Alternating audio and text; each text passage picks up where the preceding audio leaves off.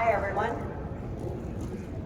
Today, I'm going to talk about how you can convert data to dollars and how to become a customer magnet. I'll do that by talking about how to optimize big and small data so that you can use innovation, technology to disrupt your landscape. So first, here's a question for all of you. What makes your store stand out? Your customers have a plethora of options. What do you need to do to get your customers to go to you? So first, let's start with a story to really bring this to life. Everyone close your eyes. Really, it's a fun experiment. Everyone close your eyes. Now imagine you're on the other side of the world. Literally, other side of the world, China. Imagine you go there. Everything is different. The people are different. The culture is different. And most importantly, the food is different. And you go to all the major chains trying to find your favorite foods in Canada. And you just can't find it. And then you have a Canadian buddy who says, hey, there's a lady called the Avocado Lady who sells avocados, but she also sells wine, cheese, mint, things you cannot find anywhere else. How far would you go? How much would you pay to find something you can't find anywhere else? You can open your eyes now. This is actually a true story. So years ago, I had worked in Shanghai. And what I was amazed to find is that number one, Shanghai was filled with foreigners from the US, from Europe, Latin America, everywhere. And everyone had a problem. How do I find the foods that I'm used to eating at home in China? And there was indeed an avocado lady. And she sold all the things you couldn't find anywhere else. So what does that story have to do with you? Well, people came from all over the place. And it didn't matter what she charged, it didn't matter how far she was, people would flock to her. So this is all related to you, because what I want to talk about today is how you become that person that offers your customers something they cannot find anywhere else. Because imagine how much customers would pay, how far they would go to you if you offered something that nobody else did. So today we're going to talk about how you can optimize your revenue and your growth with big and small data tools that, best of all, are free, easy, and quick. So who likes that in their business? Easy, free, yes, we love that. So a little bit of background. In terms of big data, I had worked at Google for 5 years where my job was to help companies like yours look through all the big data to identify trends and where the untapped market opportunities were. In terms of small data and finding the opportunities with qualitative people data, I had worked in China as a chief strategy officer. And at that time, about a decade ago, there wasn't any data in China because it was a growing market. And we were doing things nobody had done before. So the question is, how do you find an opportunity and use data if no one's done it before? And so my job was just to talk to people, figure out what they wanted, and how to match that with what the company offered. And so I combined those two today as a fractional chief commercial officer and board advisor, where I help companies just like you merge together big and small data to identify untapped opportunities and creatively think of how to draw your customers to you. So let's first level set. What the heck is big data? We hear it all the time about big data, AI, etc. One way I like to think about data is that it's the what, it's the patterns, it's the trends, it's the associations. But that's not it. We also have to think about small data. And I define that as the people data, the why. So I'm going to give a very simple example. If you were to ask, what were people searching in their Google search box of all of last year across the world? It can aggregate to say, here are the things that people cared about, including, for example, Matthew Perry. Who here knows who Matthew Perry is? What's he famous for? Friends, exactly. Big data shows you the trends of what people care about. Small data tells you the qualitative why. So when you think of Friends, the show brought people together. People remember watching it together with their friends or their families around the world. And it's that emotional pull that makes Friends such a sentimental loss for people. So let's first go into big data and then small data. But before we get too far into big data, let's talk about the big elephant in the room, which is AI. Now, people are talking a lot about generative AI. There's ChatGPT. There's all sorts of ways companies are trying to use AI to maximize revenue. In fact, Canada is one of the first countries in the world to propose a law to regulate AI. But fundamentally, AI is the engine that the big data is what drives AI. So without good data, you can't have good AI. And just to get a context of why big data is important for AI, there was actually a study done, and this was a year ago. So AI had not been around for all that long. And they found that if you asked a bunch of US grocery execs, almost half of them thought that AI could significantly increase their financials. And if you were to ask those executives, well, how the heck do you use AI for your business? The top one was acting as a customer assistant, followed by managing supply chain logistics and inventory management. So big data that drives AI was, in their mind, something that could drive their business, specifically acting as a customer assistant. So as execs, would you also be using AI as a customer assistant? Well, that's only half the answer. The other half is talking to your customers. Because what we also found is if you ask consumers what they want from their brochures, over half did not want AI-generated content from the brochures. And in fact, less than a fourth agreed that AI would be used responsibly by grocers. So that's an example where you use information on a big scale to find the trends. But you have to talk to your customers to understand what they want, what they care about, so that you know, for example, how to use technology and how to face it towards your audience. So who here has not used ChatGPT already? Who has used ChatGPT for their business? How do you guys use it? Ask questions. What else? Say, what's a good post for me to share on social media? What do I say to this? Yes, what do you show in front of your audience? Has anyone used ChatGPT to figure out what are the trends? What should I be following? What should I be doing in my stores? Well, I did promise easy and free. And the most obvious use of big data in context of AI is ChatGPT.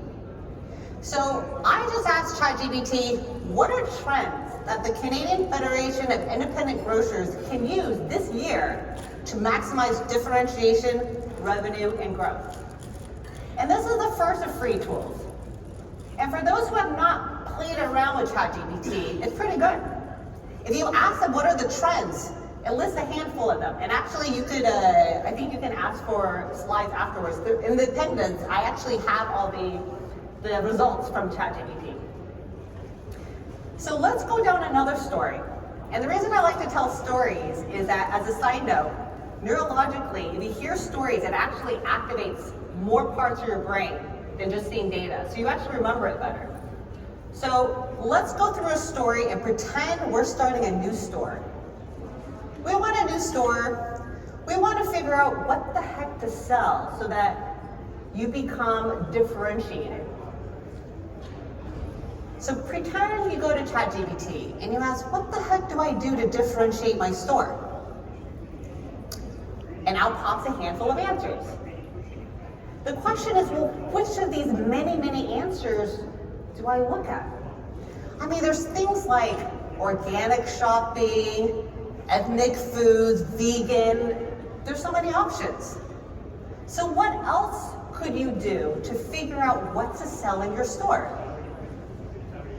And that's where I introduce a second tool, Google Trends. So who here has used Google Trends before? So what Google Trends is imagine if you can figure out what people are searching in their Google text box, and you can filter it by location, by timing, etc. So let's just pretend here, if I was curious in the last 12 months, what people of all of Canada were looking for, you could filter by Canada, last 12 months, and you can figure out how many people are searching in their search box related to organic groceries versus vegan groceries versus local produce versus ethnic foods. And you can see here in the green, there are more people looking at ethnic foods than all the other categories. So naturally you would think if people are looking for these categories, they're probably interested in it. So that is one clue to how to differentiate your business. Maybe look at ethnic foods. But the second question is, where in Canada are people most interested in ethnic foods? And you just scroll down and you see in different areas, people are interested in different things. So for example, if you're in Quebec, maybe you focus on local produce. But since we're in British Columbia, you see a little bit more people are actually interested in ethnic foods. So as you start this grocery store, you know people are interested in ethnic foods. You know that because you've used ChatGPT to find the trends. You use another free tool, Google Trends, to figure out how many people are looking for different types of keywords. And the second question is, well, ethnic foods can mean a lot of things. It can mean restaurants, it can mean groceries, and you only care about the groceries. So you can actually use the same tool, Google Trends, to figure out what are the related queries. What are people looking for in relation to ethnic foods? And you see people looking at ethnic supermarket, ethnic food flyers. You know, okay, well, people are interested in ethnic groceries. And that's good because you're about to start a grocery store. So let's figure out how to use ethnic foods as a way to draw people in. Now another question, what ethnicity?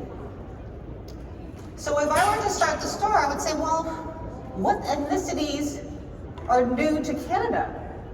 What type of foods would people be interested in? And so I use another tool that's very similar to ChatGPT, which is Google Gemini, and it's the same thing, it's generative AI, and I just simply ask, what are the top sources of permanent residence in Canada? Because you could assume if people are looking for ethnic foods, maybe they're looking for ethnic foods from their home country.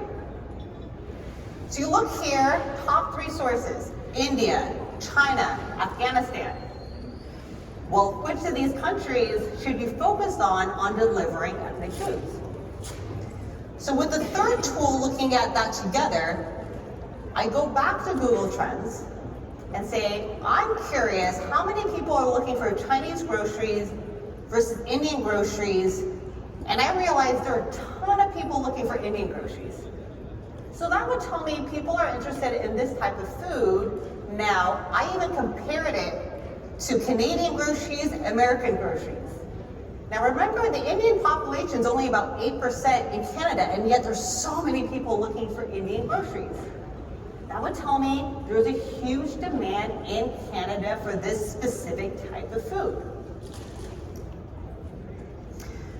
Well, the last question I have is, you could have Indian groceries, but how do I know they want raw materials versus just pre-packaged foods? Because I know for me, if I go and create Indian food, I don't know how to make it. I would just get something pre-packaged. So what I did was take a look at Chinese recipes versus Indian recipes in the place that I feel most people go to when they try to figure out how to cook a new food. And where do you think that is? Who here uses YouTube to learn how to cook things? So I go back on Google Trends and I say, hey, I just want to know in the last 5 years in Canada, in the Google search box, how many people are looking up Chinese recipes versus Indian recipes? And I see a huge spike of people looking for Indian recipes. So that tells me, as an independent grocer, that people are really interested in making Indian food. And I could sell Indian ingredients that would be attractive to the customers based on all the big data tools that I use that are, again, cheap, easy, and free. But so the last question is, what exactly do I store on my shelves? And this, I want to highlight, is your competitive advantage. You have relationships with your customers. You talk to them. You're part of the community. And you can just simply ask, hey, what's missing? What do you wish I sold more of? How can I better serve what you're looking for? Now, some of you might be kind of looking a little skeptically and thinking, well, I sell a lot of food in my grocery stores. This might be a niche market. And my clients always ask, well, it's a small percentage. For example, in Canada, 8% Indian, 5% Chinese. It's a niche market. Do I really need to look at this niche market? Well, here's a story about how small data and understanding the need of a niche market can drive your business. So years ago, I lived in New York. And when I think of the most iconic Canadian brand, I think of Canada Goose. Who here has a Canada Goose jacket? Yeah, they're really pricey. So I had a bunch of parkas. Here's the problem. The parkas never quite fit. The arms were too long, it's baggy in certain places, too tight in others. And the thing is, when it's cold, you want to make sure it fits just right.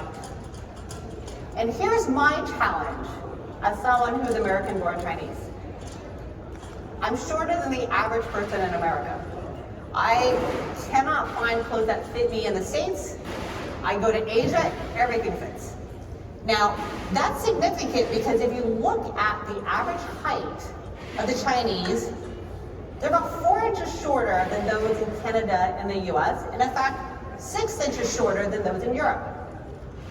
So the issue is, a lot of Asians have a hard time finding clothes that fit in the US or Canada or Europe. So I have to give credit to those who work at Canada Goose because they realized this is a problem.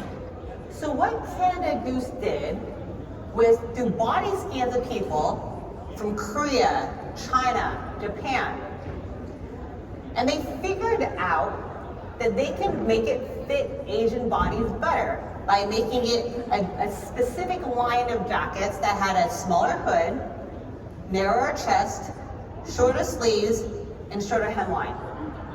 Now here's the funny thing. If you're making jackets, and you're essentially making a shorter, smaller jacket, you're actually using less material. So how much cheaper do you think Canada Goose was selling a jacket that used less material. It wasn't. It was actually more expensive. And you can see here on the website, they're very clearly creating a niche market called Fusion Fit for the Asian market. Now here's another question. Again, Canada has 5% Chinese. How successful do you think it was for Canada Goose to create and sell a jacket for a niche market? Not at all? Well, right now, 40% of Canada Goose's global sales are from Asia Pacific.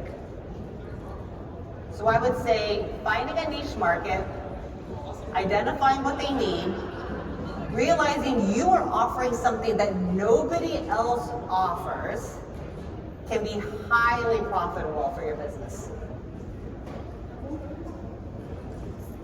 So in summary, big and small data need to be combined together to identify how to best differentiate, how to best attract your customers, how to best be a customer magnet. By using the combination of big and small data, you're able to optimize your differentiation, you can hack international and domestic growth, and you can drive your revenue and profit. So I gave a couple examples. There are plenty more. Some easy examples of using big data that are, again, easy and free. ChatGPT, Google Gemini, Google Trends. These are readily available. Today, it was just an introduction of all the types of tools you can use at your fingertips to find the big trends. However, to add in the small data, that is where you talk to your customers and figure out what they love and, more importantly, what they complain about. And that's how you identify what your customers want. So I'm going to leave a little bit of time for questions. But really quickly, some of you I see were taking photos. So I have in an appendix slides all the answers to some of the questions I was asking, including what are some free resources that anyone can use to find the big data trends. And lastly, top rising terms related to Canada. Now, please email me if you have any questions. I love talking about this. I love figuring out how to use information, big and small, to help entrepreneurs drive their business. So here's my contact information. Please feel free to email me, find me on LinkedIn. But the last part of this session is also my favorite for you guys, which is sharing information with each other. Because it's one thing for you to learn on a slide. It's another thing for you to hear from your peers what other people are doing. And the value of conference is that when you hear an idea and it triggers a thought, it triggers a conversation piece, that's where you can find each other and say, hey, you mentioned that, tell me more. Maybe we'll collaborate. So let's leverage the fact we're in a conference to hear from each other. What type of big and small data resources are you using? What are things that you are doing to differentiate your business? So who here is already using kind of data trends to drive their business? Would you mind sharing what you do?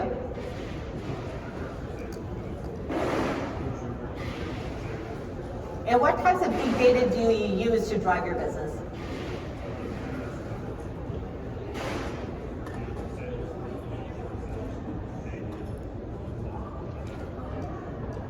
I'm having a hard time hearing you. Can you say it again?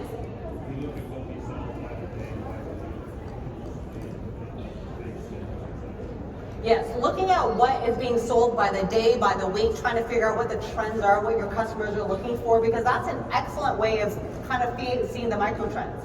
Because sometimes, for example, TikTok has this big trend on cinnamon, and all of a sudden everyone wants to buy cinnamon. So it's a very applicable way of tracking what people are looking for in stock or shelves. What else? Someone from this side.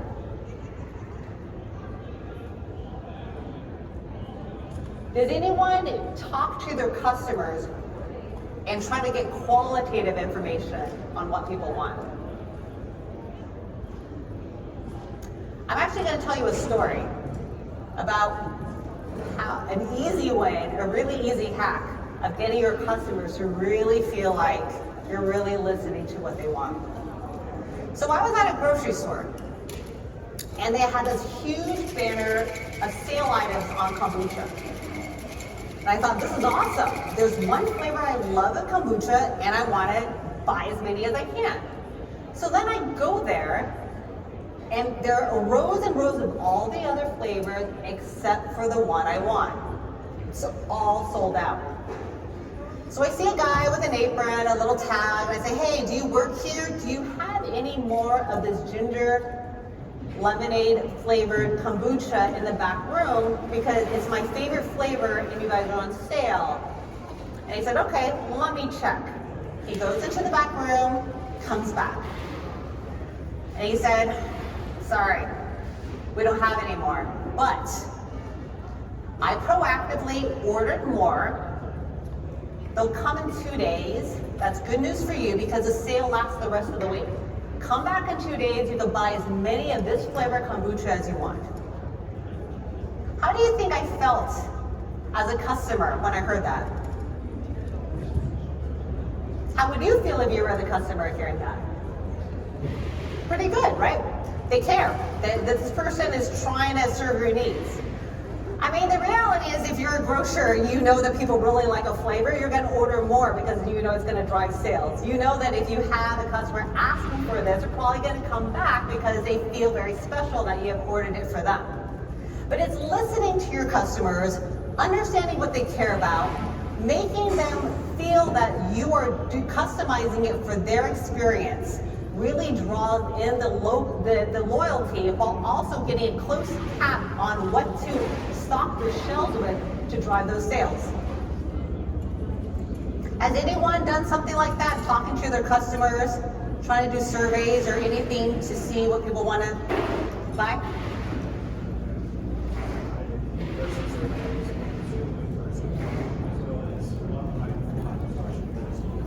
Yes, that is, I'm going to do a talk later on too, specifically about qualitative data and collecting it for top surveys. And, people like to know that their opinions matter, especially when it's in person.